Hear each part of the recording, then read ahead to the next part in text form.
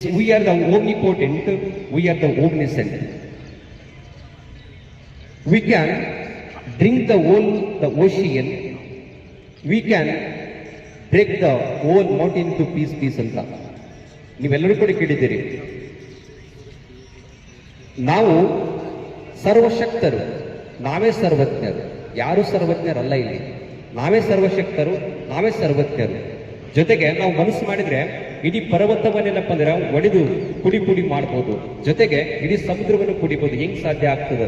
ನಮ್ಮ ಏನಪ್ಪಾ ಅಂದ್ರೆ ಅಚಲವಾಗಿರ್ತ ಪ್ರಯತ್ನದ ಮೂಲಕ, ಅಚಲವಾಗಿರ್ತ ಭಕ್ತಿ ಮತ್ತು ಮುಕ್ತಿಯ ಮೂಲಕ ಏನಪ್ಪಾ ಅಂದ್ರೆ ನಾವು ಏನ್ ಬೇಕಾದ ಸಾಧನೆ ಮಾಡಬಹುದು ಅಂತಕ್ಕಂಥದನ್ನ ನಮ್ಮ ಮನಸ್ಸಲ್ಲಿ ಇರ್ತಕ್ಕಂಥ ದಿಟ್ಟವಾಗಿರ್ತ ಮನಸ್ಸನ್ನ ಮಾಡ್ಬೇಕಾಗುತ್ತೆ ಅಷ್ಟೇ. ನೀವು ಇನ್ನೊಂದು ಮಾತನ್ನು ಹೇಳ್ತೀನಿ ಇವಾಗ. ಸುಮಾರು ಅದು 1800 ಇಸ್ವಿ ಅದು ನಿಮಗೆಲ್ಲ ಗೊತ್ತಿರ್ಬೋದು, ಓದಿರಿದ್ರು ಕೂಡ. ಮನಸ್ಸನ್ನು ಹೆಂಗಿರ್ಬೇಕಂತ ಹೇಳಕತ್ತಿಲ್ರಿ ನಾಗ. ನೀವೆಲ್ಲ ಓದಿರ್ತೀರಿ, ಕೇಳಿರ್ತೀರಿ, ಅಥವಾ ಓದಿದ್ರು ಕೂಡ ಇರ್ಬೋದು. ಅದು 1801 ಇಸ್ವಿ ಅಲ್ಲಿ ಅಮೆರಿಕದಲ್ಲಿ ಒಬ್ಬ ಭಾಷಣವನ್ನು ಮಾಡ್ತಾ ಇರ್ತಾನೆ. ಭಾಷಣ ಮಾಡ್ತಾ ಸಂದರ್ಭದಲ್ಲಿ ಅದು ಏನಾಗ್ತಂತ ಕೇಳಿದ್ರೆ, ಮಾತ್ರ ಸಂದರ್ಭದಲ್ಲಿ ಒಬ್ಬ ಆ ಸಭಿಕರಲ್ಲಿ ಒಬ್ಬ ಕೂತು ಕೇಳ್ತಕ್ಕಂಥ ಒಬ್ಬ ವ್ಯಕ್ತಿ ಏನಪ್ಪ ಅಂತಂದ್ರೆ ಒಂದು ಪ್ರಶ್ನೆ ಕೇಳ್ತಾನೆ.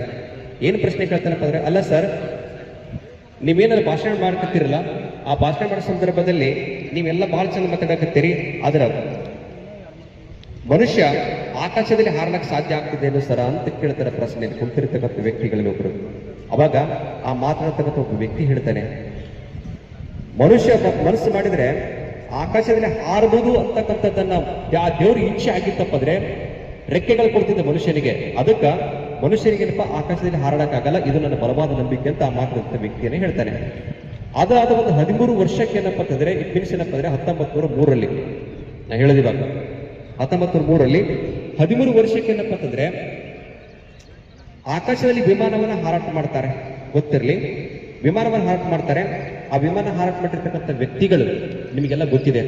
ರೈಟ್ ಸಹೋದರರು ಅಂತ, ಆಲಿವರ್ ರೈಟ್ ಮತ್ತು ವಿಲ್ಬರ್ ರೈಟ್ ಅಂತ ಹೇಳಿ ಇಬ್ಬರು ಸಹೋದರರು ವಿಮಾನವನ್ನ ಹಾರಾಟ ಮಾಡ್ತಾರೆ. ಅವರಿಗೊಂದು ಪ್ರಶ್ನೆ ಕೇಳ್ತಾರೆ. ನೀವು ದಾರಿಯಲ್ಲಿ ಹೋಗ್ತಕ್ಕಂಥ ವ್ಯಕ್ತಿಗಳು ಪ್ರಶ್ನೆ ಕೇಳ್ತಾರೆ. ಅವರಿಗೆ ಏನು ಪ್ರಶ್ನೆ ಕೇಳ್ತಾರಪ್ಪ ಅಂದ್ರೆ, ಅಲ್ಲ ಸರ್, ಬಾನಂಚಿನಲ್ಲಿ ಅಂತರಿಕ್ಷದಲ್ಲಿ ವಿಮಾನ ಹಾರಾಟ ಮಾಡಕತ್ತೀರಲ್ಲ, ಹಾರಾಟ ಮಾಡಿದ್ದೀರಿ, ಇದಕ್ಕೆ ಏನು ಸ್ಫೂರ್ತಿ, ಏನು ಕಾರಣ, ನಿಮಗೆ ಎಲ್ಲ ಏನು ಸ್ಫೂರ್ತಿ ಅಂತ ಕೇಳಿದಾಗ ಅವ್ರು ಹೇಳ್ತಾರೆ, ಮನುಷ್ಯ ಮನಸ್ಸು ಮಾಡಿದ್ರೆ ಭೂಗರ್ಭಕ್ಕೂ ಇಳಿತಾನೆ, ಅಂತರಿಕ್ಷಕ್ಕೂ ಹಾರ್ತಾನೆ ಅಂತ ಹೇಳ್ತಾರೆ. ಆದ್ರ ಅದೇ 13 ವರ್ಷ ಹಿಂದೆ ಏನಪ್ಪ ಅಂದ್ರೆ ಒಬ್ಬ ವ್ಯಕ್ತಿ ಹೇಳಿದ, ಮನುಷ್ಯ ಆಕಾಶದಲ್ಲಿ ಹಾರಬೇಕಾದ್ರೆ ದೇವ್ರ ರೆಕ್ಕೆಗಳು ಕೊಡ್ತಿದ್ದ, ರೆಕ್ಕೆಗಳು ಕೊಟ್ಟಿಲ್ಲ, ಅದಕ್ಕೆ ಅದು ಬಲವಾದ ನಂಬಿಕೆ ಅಂತ ಹೇಳಿದ್ದ. ಆ ವ್ಯಕ್ತಿ ಯಾರು ಗೊತ್ತಲ್ರಿ? ಮನುಷ್ಯನಿಗೆ ರೆಕ್ಕೆಗಳು ಕೊಡ್ತಿದ್ದ, ದೇವ್ರ ಇಚ್ಛೆ ಆಗಿತ್ತಪ್ಪ ಅಂದ್ರೆ ಆಕಾಶ ಹಾರಬೇಕಾದ್ರೆ ಹಂಗೆ ಹಿಡಿತಕ್ಕಂಥ ವ್ಯಕ್ತಿ ಯಾರಪ್ಪ ಅಂದ್ರೆ ಬಿಷಪ್ ರೈಟ್ ಅಂತಕ್ಕಂಥ ವ್ಯಕ್ತಿ. ಆದ್ರೆ ಮನಸ್ಸು ಮಾಡಿದ್ರೆ ಆಕಾಶಕ್ಕೆ ಹಾರಬಹುದು, ಭೂಗರ್ಭಕ್ಕೆ ಇಳಿಬೇಕು ಹಿಡಿತಕ್ಕಂಥ ವ್ಯಕ್ತಿಗಳು ಯಾರು? ಆಲಿವರ್ ರೈಟ್ ಮತ್ತು ವಿಲ್ಬರ್ ರೈಟ್. ತಂದೆ ಆಕಾಶಕ್ಕೆ ಹಾರಕ್ಕಾಗಲ್ಲ ಅಂತ ಹೇಳಿದ್ದ, ಅದೇ ಬಿಷಪ್ ರೈಟ್ ಮಕ್ಕಳಿನ ಪರ ಆಲಿವರ್ ರೈಟ್ ಮತ್ತು ವಿಲ್ಬರ್ ರೈಟ್ ಇಬ್ರು ಏನ ಪರ ಮನಸ್ಸು ಮಾಡಿದ್ರೆ ಆಕಾಶಕ್ಕೆ ಹಾರಬಹುದು ಅಂತ ಇವ್ರು ಹೇಳ್ತಾರೆ. ಅದು ಎಷ್ಟು ವ್ಯತ್ಯಾಸ ನೋಡ್ರಿ. ಅಂದ್ರೆ ಅವ್ರಿಗೆ ಇಚ್ಛಾಶಕ್ತಿ ಇರ್ಲಿಲ್ಲ, ಇವ್ರಿಗೆ ಇಚ್ಛಾಶಕ್ತಿ ಇತ್ತು ಹಾರಾಡ್ಬೇಕಂತ. ಅದು ಪ್ರಕಾರ ಏನಪ್ಪ ಅಂತಂದ್ರೆ ಅವರು ವಿಮಾನವನ್ನು ಕಂಡಿದ್ರು. ಮನುಷ್ಯನಿಗೆ ಆತ್ಮವಿಶ್ವಾಸ ಅಂತಕ್ಕಂಥ ಬಹಳ ಮುಖ್ಯ ಆಗುತ್ತೆ. ಯಾರಲ್ಲಿ ಆತ್ಮವಿಶ್ವಾಸ ಮತ್ತು ದೃಢ ನಂಬಿಕೆ ಇರ್ತದಲ್ಲ, ಅವರು ಮಾತ್ರ ಈ ಸಾಧನೆ ಮಾಡಕ್ ಸಾಧ್ಯ ಆಗ್ತದೆ. ವಿಶೇಷವಾಗಿ ಏನಪ್ಪ ಅಂತಂದ್ರೆ ಈ ದೇಶವನ್ನ ಕಾಯ್ತಕ್ಕಂಥ ಹುದ್ದೆ ಅದಲ್ಲ, ಈ ದೇಶವನ್ನ ಕಾಯ್ತಕ್ಕಂಥ ಹುದ್ದೆ ಏನಪ್ಪ ಅಂತಂದ್ರೆ ನಿಜವಾಗಿ ಒಂದು ಹೆಮ್ಮೆ ಪಡ್ತಕ್ಕಂಥ ಹುದ್ದೆ. ನಾವೆಲ್ಲರೂ ಇವತ್ತು ಆರಾಮಾಗಿ ನಾವು ನಿದ್ದೆ ಮಾಡ್ತೀವಿ ಅಂತ ಕೇಳಿದ್ರೆ, ನಾವೆಲ್ಲರೂ ಕೂಡ ಏನಪ್ಪ ಆರಾಮಾಗಿ ಇವತ್ತು ನಾವು ಜೀವನ ಕಳಿತೀವಿ ಅಂತ ಹೇಳಿದ್ರೆ ಕಾರಣ ಯಾರು ಕೇಳಿದ್ರೆ ನಾವು ಸೈನಿಕರು ಅಂತಕ್ಕಂಥದ್ದು. ಯಾವತ್ತೂ ಕೂಡ ಒಬ್ಬ ಜೈ ಜವಾನ್ ಮತ್ತು ಜೈ ಕಿಸಾನ್ ಅಂತ ಹೇಳಿದಿರ್ತಾರೆ, ಗೊತ್ತಿರಲಿ. ಆ ಜವಾನಗ ಮತ್ತು ಕಿಸಾನಕ್ಕೆ ಯಾವತ್ತೂ ಕೂಡ ಮರಿಬಾರದು. ಅತ್ಯಂತ ನಾವು ಗೌರವದಿಂದ ಸಮರ್ಸಬೇಕಾಗ್ತವ್ರಿಗೆಲ್ಲ.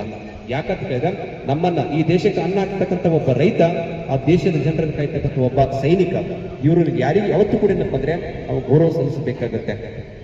ಅದಕ್ಕೆ ನಿಮ್ಮಲ್ಲಿ ಕೂಡ ನಾನು ಕೇಳ್ಕೊಳ್ಳೋದು ಇಷ್ಟೇ, ಯಾರು ಸತತವಾಗಿ ಪ್ರಯತ್ನ ಮಾಡ್ತಿರಲ್ಲ ಅವ್ರು ಏನಪ್ಪ ಅಂದ್ರೆ ಸಾಧನೆ ಮಾಡಕ್ ಸಾಧ್ಯ ಆಗತ್ತ.